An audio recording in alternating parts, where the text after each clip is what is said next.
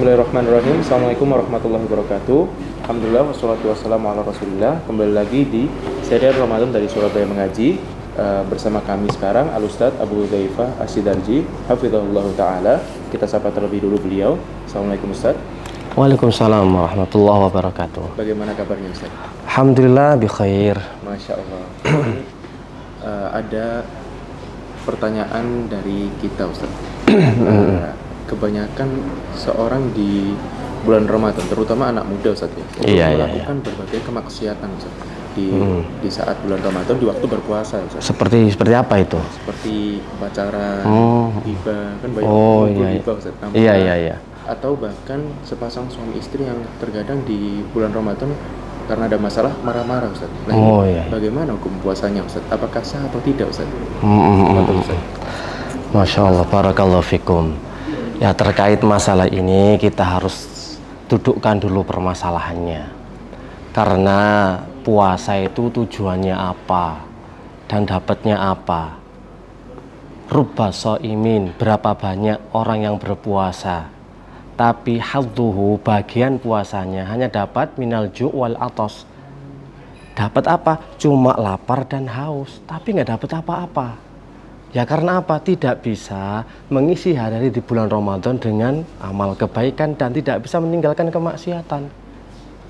Kemudian juga di dalam hadis yang lain, laisas syiyam minas sarab wa ta'am. Bukanlah puasa itu hanya menahan makan dan minum. Wa innamas syiyam minal laghwi warrafas.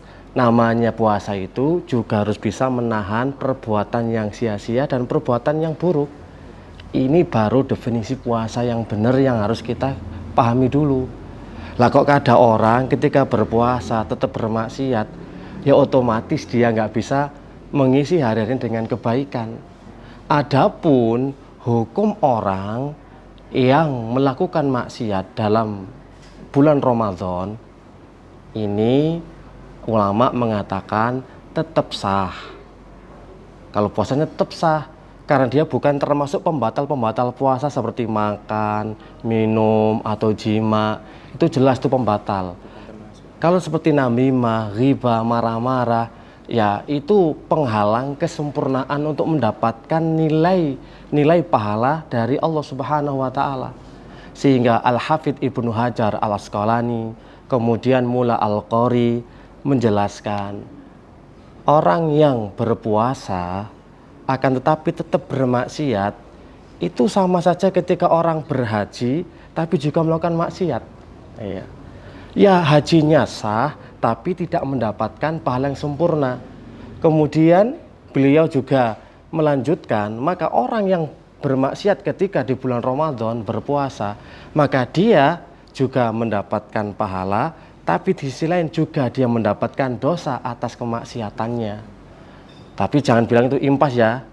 Nanti bilang, oh impas ya, kita juga dapat pahala, dapat dosa kosong-kosong. Nggak bisa, nilainya nanti berbeda. Iya, jadi itulah. Tetap dihukumi sah puasanya. Iya, jadi nggak boleh misalkan nanti sepasang suami istri ya, satunya marah emosi. Sudah makan saja, kenapa kamu nggak? Kenapa kamu terus puasa? Kan marah nggak boleh. Ya itu jadi seperti itu salah. Ya tetap dia harus melanjutkan puasanya sampai maghrib. Tapi nilainya kita serahkan kepada Allah Subhanahu wa Ta'ala, kita nggak tahu. Yang penting itu bukan membatal puasa gitu ya. Iya. Kita tahu Ustaz bahwa di bulan Ramadan ini pahala dilipat gandakan Ustaz. Iya betul. Berkaitan dengan orang-orang yang melakukan dosa di bulan Ramadan ini, bagaimana dosanya Ustaz? Apakah sama kaitannya dengan pahala, sama-sama dilipat gandakan atau sama saja Ustaz? Oh iya. Masya Allah, bagus sekali pertanyaannya. Karena sebagian orang memahami kalau seseorang itu melakukan kebaikan, manja'a bil hasanati, sebagaimana dalam firman Allah ayat surat Al-An'am 160, barang siapa yang membawa kebaikan, melakukan kebaikan, maka balasannya adalah asru amsaliha, 10 kali lipat. Wa man ja'a bisayyi'ati, barang siapa melakukan keburukan, fala yujza illa mithlaha, tidaklah dibalas kecuali ya satu itu. Lah ini jangan sampai kita itu ada syubhat di situ, oh berarti tetap ditulis satu. Enggak, tetap kita harus lihat bagaimana perkataan para ulama. seperti ziyadatul wizri ka ziyadatil ajri. Bertambahnya dosa sama juga dengan bertambahnya pahala. Imam Qurtubi juga menyebutkan demikian kok. Jadi kalau seseorang itu melakukan dosa kemaksiatan di bulan Ramadan, berarti dia telah melakukan dua perkara yang besar. Yang pertama, melanggar larangan Allah. Yang kedua, dia menodai bulan suci Ramadan. Nah, itu loh yang dia nggak bisa menghargai dan nggak bisa menghormati. Nah, secara otomatis disebutkan oleh Ibnu Mas'ud dan juga Ibnu Abbas, yang diinginkan walaupun ayat tadi mengatakan satu, tetapi ya kadar kualitasnya, adabnya itu besar, siksanya itu besar, dosanya dihitung satu, memang bukan kamiahnya, bukan apa jumlahnya, tetap satu, tapi tambah besar kalau dilakukan di bulan Ramadan. Misal contoh seperti ini ya, jadi kan dilarang berbuat maksiat di tanah haram ya, Mekah, Madinah, itu kita sudah tahu lah.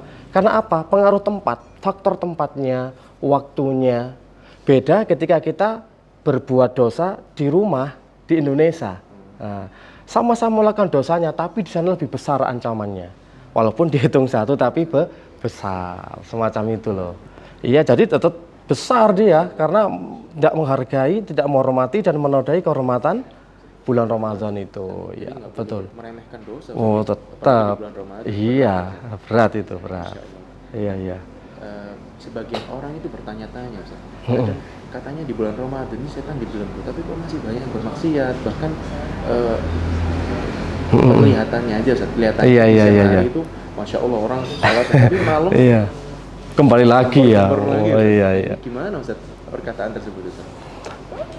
Memang dalam satu hadis dijelaskan bahwa idza ja'at Ramadan, apabila Ramadan telah datang, pintu langit dibuka, pintu jahim ditutup, wasul silati syayatin, dan setan dibelenggu. Memang setan dibelenggu, tapi ingat, sesuatu yang dibelenggu bukan berarti nggak bisa bergerak loh ya. Sama saja ketika ada orang dirantai dibelenggu, memang ruang lingkup geraknya terbatasi, tapi masih bisa memberikan gangguan. Kalau setan itu diikat, tetap ada gangguan setan.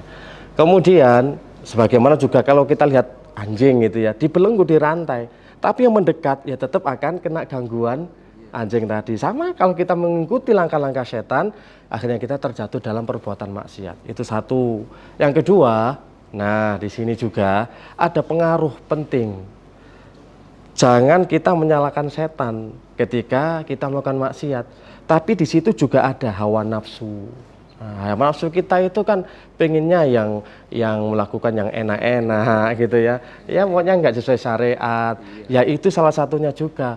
Tabiat, karakter, kebiasaan itu walaupun nggak dipancing setan, tetap dia berbuat maksiat. Jadi kita nggak boleh menyalahkan setan 100% ketika ada orang bermaksiat di bulan Ramadan yang katanya setan dibelenggu. Iya. Jadi dia sendiri melakukannya. Iya, jadi nyalakan setan, kasihan nanti. Bukan kasihan gitu ya, maksudnya salah gitu. Ya persepsi seperti itu. Berarti nanti kalau ada setan, ada setannya setan yang mengganggu setan gitu loh. Jin yang bermaksiat kepada Allah, yang melanggar aturan Allah itu kan namanya setan. Lah, berarti nanti dia juga beralasan setan ini, karena saya juga diganggu setan. Ya, nanti setan siapa lagi? Iblis.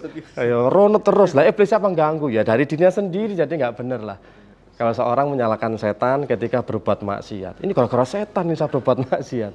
Ya seperti itu. Masya Allah, jazakallah khair atas penjelasannya. Naam. Insya Allah. Jangan lupa saksikan terus serial Ramadan dari Surabaya Mengaji di episode berikutnya. Kita tutup majelis ini dengan doa kafaratul majelis. Subhanakallahumma wa bihamdika asyhadu an la ilaha illa anta astaghfiruka wa atubu ilaik. Assalamualaikum warahmatullahi wabarakatuh. Waalaikumsalam warahmatullahi wabarakatuh.